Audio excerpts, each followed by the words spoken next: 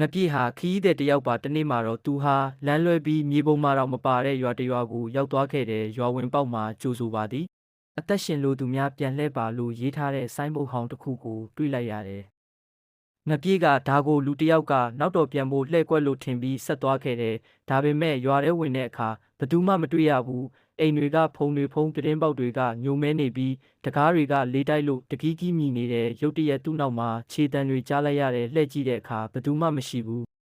ညနေခင်းရဲ့အရိပ်တွေရှည်လာတာနဲ့အမျှရွာထဲကလေဟာပိုအေးလာတဲ့ငပြည့်ဟာအိမ်တအိမ်ကိုဝင်ပြီးညအိပ်ဖို့ဆုံးဖြတ်လိုက်တယ်ဒါပေမဲ့ညတန်းခေါင်မှာသူ့ကိုတစုံတစ်ယောက်ကဆွဲဖမ်းတယ်လို့ခံစားရတဲ့အိယာထဲကနေထားကြည့်တဲ့အခါအဖြူရောင်ဝတ်စုပ်တွေဝတ်ထားတဲ့အမျိုးသမီးတစ်ယောက်မျက်နှာမပါတဲ့ခေါင်းနဲ့သူ့ကိုစိုက်ကြည့်နေတာကိုတွေ့လိုက်ရတယ်။ငပြည့်ဟာအော်ဟစ်ပြီးပြေးထွက်ခဲ့တဲ့ဒါပေမဲ့ရွာထဲကလမ်းတွေကသူ့ကိုပြန်လဲပေးနေတယ်လို့ပဲနောက်ဆုံးမှာတော့သူဟာရွာဝင်ပေါက်ကိုပြန်ရောက်သွားပြီးဆိုင်းဘုတ်ကိုတတိထားမိတယ်။အခုတော့အဲ့ဒီဆိုင်းဘုတ်မှာနောက်တစ်ယောက်ထပ်ဖြစ်ပြီးလို့သွေးနဲ့ရေးထားတာကိုတွေးလိုက်ရပြီ။